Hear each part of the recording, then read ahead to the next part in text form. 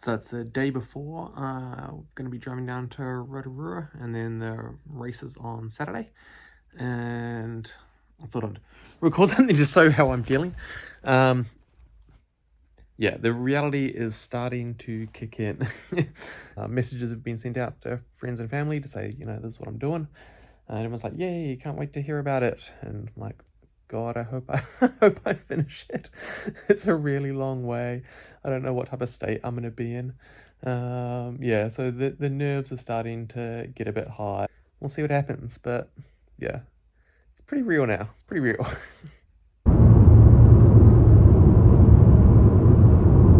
Right, athlete check-in is all done. Been weighed, got my bib. Have to come back here for the compulsory briefing, and then that'll be it. Beautiful day. If it's like this tomorrow, it's gonna be hot, but at least it'll be dry. The night before the ultra, we got to the Tarawera River Lodge where we were staying, which is right next to the start line, which is very handy because it meant that I didn't have an hour-long bus ride in the morning to get out there. I laid out all my gear. Everything was getting ready. Yeah, and I could just feel like a big countdown clock in my head going, this run is going to be starting soon, and then who knows what's going to happen, because I'd never done this distance before. Yeah, and you can train for it, but it is a long way. It is a really long way. Down at the start line, it's 3:45 in the morning. Gonna be heading off pretty soon. Slept okay last night, but a fair amount of nerves as well. It's gonna be nice to just get going. Sacred lands, crossing sacred lands that Paul began that relationship with Apu and Iwi many years ago.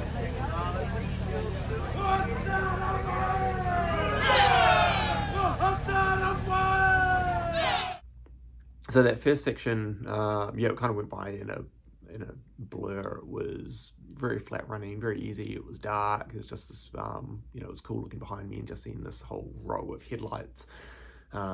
Seeing all the people ahead, and was just jogging along, getting kind of a cruisy rate, getting, used to myself. I didn't put on any music or anything. I like at the start of races to just kind of get in the zone, and yeah, just let the body adjust to what's going to happen.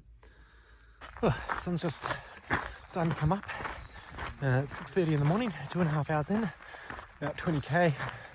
I should be a couple hundred meters from the next aid station, which will be good. Yeah, so far things have been going well. Every half hour, shoving food in. So I'm excited to get a bit unhappy about it, but I just have to keep doing it. Yeah, onwards and upwards.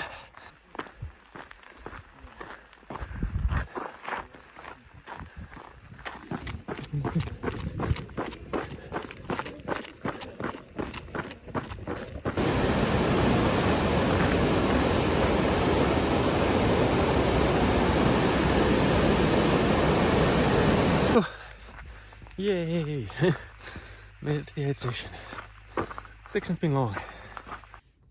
So at this stage, everything was still going really well. 30k in, I was feeling fine. I knew I've done training runs up to 50, 55k. So in my head, I was like, up to that distance, I'm very comfortable. I know that my body can take it. I've done that very regularly. So that's kind of, just getting in my groove. That was fine. And then I knew that from that to get to see John at the first aid station that he could get to, which was the 65k mark, that wasn't too much of a stretch, so I could make it there, and then I could kind of reassess, get some good food, get some support, and then look for the next, to do the next section. Whew. One marathon in, just over 42k, at least by my watch. The distances from the aid station seem a little bit different. Oh. This section I had planned to do a little bit slower because it is a lot of uphill, and it's a big gap before the next aid station, so we're tracking along okay. Whew. Got about 4.5k to the next aid station, and it's all uphill. This is the other part of ultra running, which is a lot more like ultra walking. But that's what you need to do when you still got another 100 plus k to go.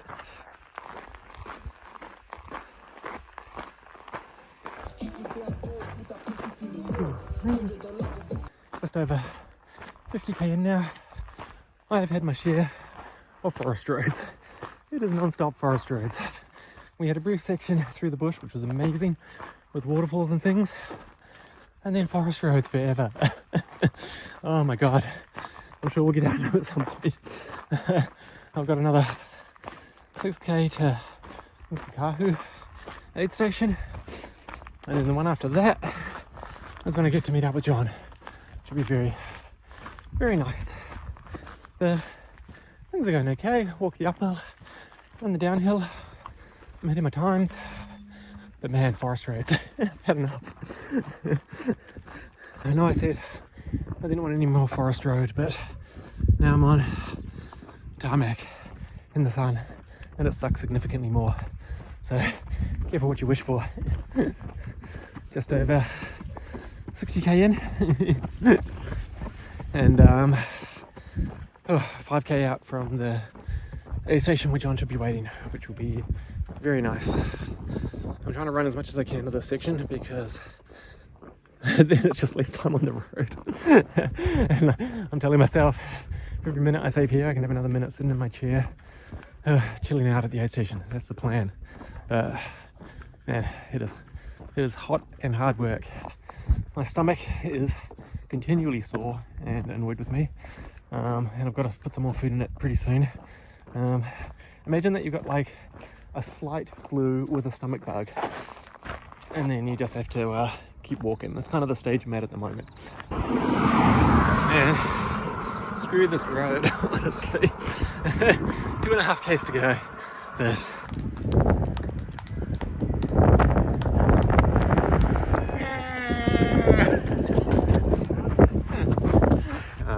made it to the aid station and I was feeling pretty good. I knew that I hadn't eaten quite as much as I should be. I needed to kind of really get topped up on food a bit. You're balancing this constant stomach ache for the entire time. It's just part of what the ultra running is. It was really nice to see John. Very, very good to see him. He saw how I was going. I was feeling reasonable. Just over 70k done now. We're off the tarmac. Yeah, on a farm road.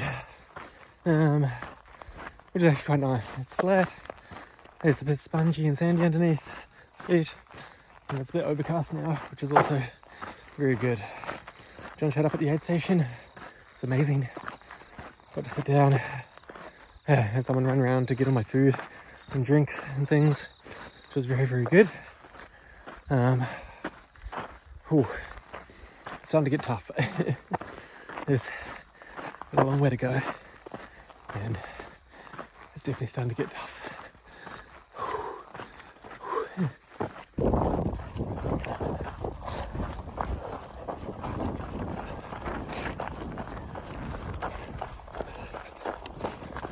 I got to the boat ride, which was lovely, really nice. Had a sit down, had a chat to the boat driver, got to sail across the lake, have a little relax.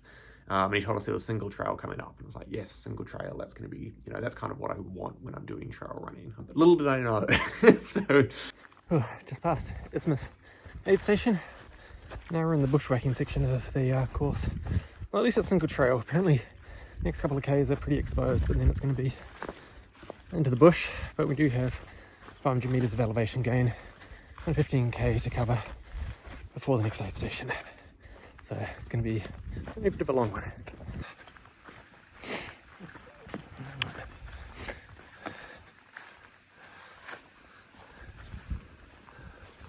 I was already feeling a little bit fragile, so I mean that probably didn't help, but I pushed on, and that was in the sun all the way around the side of the lake, and then it was straight up, just steep steps, climbing, and then down to the lake, and then up steep steps, and then down, and it was just this up and down single trail that was very challenging, and it was very hot. It was the middle of the day by now, getting up to 85 k's in, so legs are getting a bit tired. And it was just hard work. It was very hard work. I ran out of water, and I got to the point where, because all my food that I had, I couldn't get it down unless I washed it down with water. And so I needed to decide, am I going to use this water to wash down some food? Am I going to use this water for hydration you know, what's the best use of my resources. And you kind of hit the stage when you're running where the wheels fall off and you know that they're fallen off, but your mind kind of rebels against sorting anything out. And so I knew that I didn't have enough food in me. I knew I didn't have enough water, but I was like, I'm, you know, 5K from the aid station. I'll just power through. I'll get to the aid station. It's going to be really bad. But once I get there, then I can sort all this out and I'll be okay. And I did, and I gritted my teeth and I got through the 5K and I was still not at the aid station. And this was when I was very unhappy. Just, yeah, kind of distraught. I got to, yeah, I finished my 15K and there were just steps still going steep up the side of the cliff. I didn't know how far away the aid station was. Great job. Looking great. Well done. She looks very good.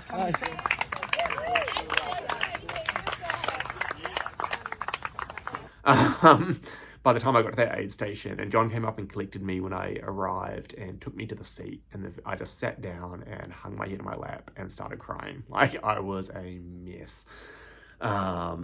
And he was just sitting next to me in silence, like, oh God, what has happened? What am I supposed to do now? He'd bought me some McDonald's, which I thought I'd be excited about, but I was just sitting there. I felt like I was the, you know, in a rom-com movie and just crying and eating my cold cheeseburger in the state of despair. So yeah, that was a very low point of the run. Anyway, I sat there. I still was not feeling 100%. Like, I definitely was not 100%, but I'm like, I've done what I can. I've put the food in my body. I've put the water in my body. I've got to trust that it's going to do its job, and I just have to start moving. So I got up, put on my high vis, and started walking. And as I walked, my body must have processed the food. Things started firing again, and I perked up. I mean, oh my God, I've got energy. So I didn't expect this. We're on a suburban street now. I thought the section was on bush trail, but it turns out we're just walking through some suburb, so random. I got another 5K to the next aid station, and then I think it's 9 or 10K after that I get my pacer, which would be very, very nice. And then made it to Miller, and Miller was a great aid station. The people there were on top of it. They had a dance party going, they had everyone in disco gear. Got more soup, which was great, got more food. I filled up my pockets with candy. I ended up with this one pocket full of sweat-soaked gummy candy, which it's, yeah, anyway, you do what you need to do in these races.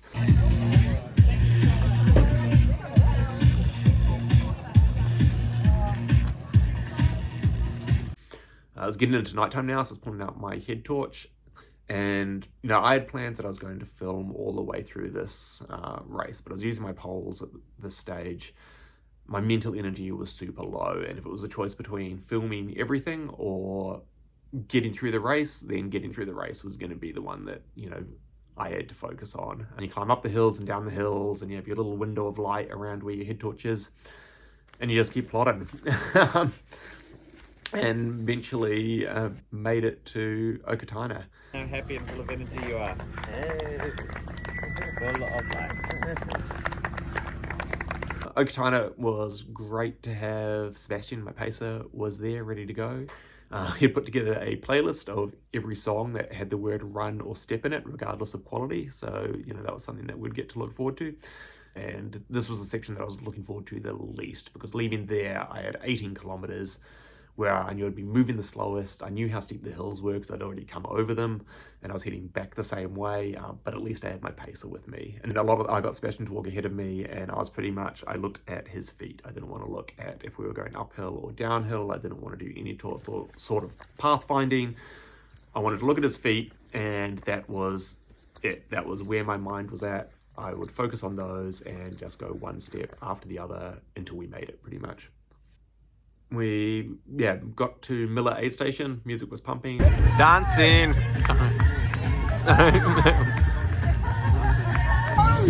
Matt, why are you not jumping? That's where I had my first coffee. Had some food, filled up my sweaty gummy candy pocket to keep chewing on while we were walking. And then we set off. Matt's been running this whole time, see? Oh no, running's bad. It feels bad. Why would anyone do this? It's horrible. This is the worst thing I've ever done in my life.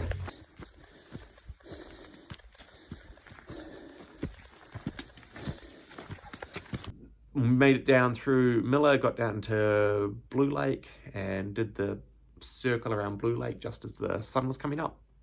And it was like this new lease of life as the sun came up, and I'd gotten through that 30k section with Sebastian, which I knew was going to be very tough. And now I just had this 18k to go, which felt manageable. And it was at the stage that I was like, holy moly, I'm going to finish this. Go faster, black cunts.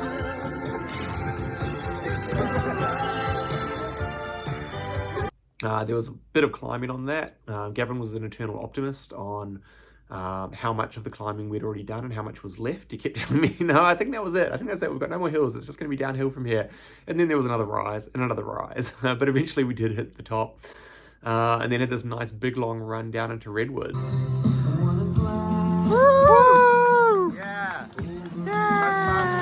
Got into that aid station, had some Domino's pizza, did a quick turnaround. I was like, there's only 6.5k to go. And as we were leaving there, it was about 9:05, and I was like, man, I could actually do under 30 hours. Go! Whoa! Yay! Yay! Run! And so then I was like, oh, I'll give it a go. So yeah, it was flat and we ran, and yeah, suddenly we were in the final chicane thing for the finish line. I could see the finish line coming up. I could see John and Sebastian there waiting for me. Woo! You guys suck!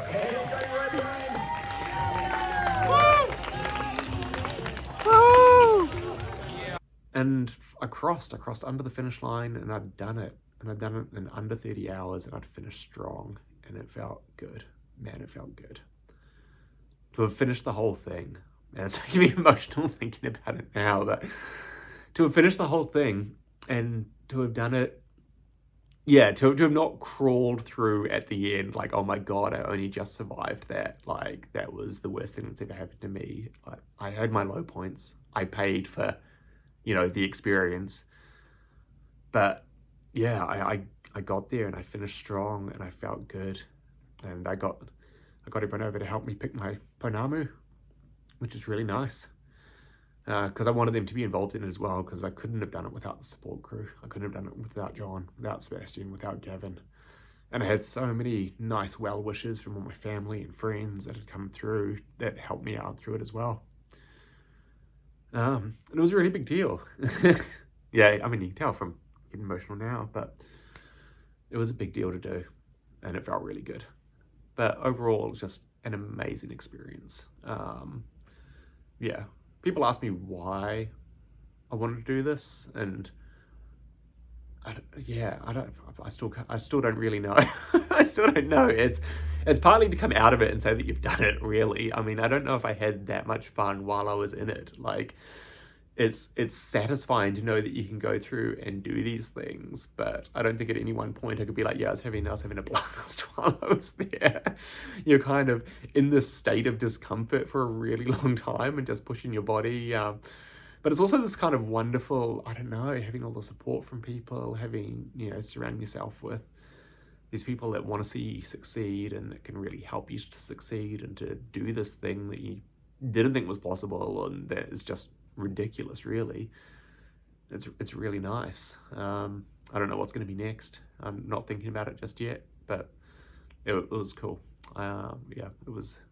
I'm glad I did it. I'm very glad I did it.